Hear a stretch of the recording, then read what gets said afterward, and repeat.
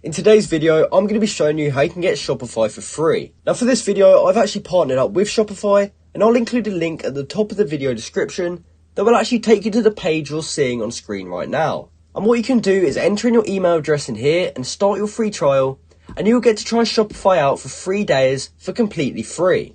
All you have to do is enter your email and you won't even have to enter any payment details. However, once those 3 days are up, you will have to put in a payment method to continue your subscription, but the next 3 months after that free trial ends will only cost you $1 per month, meaning the first 3 months of you using Shopify is only going to cost you $3. And after that, if you don't want to continue, you can cancel with no extra charge. And considering the minimum plan is £25, that will mean for those 3 months you will save yourself £72, and you can use that money you saved to help get your business rolling. So as I mentioned, to claim that deal, you can click that link in the description of this video, and I'll also leave it in the comments section as well. So I hope you found this video helpful, and thanks for watching.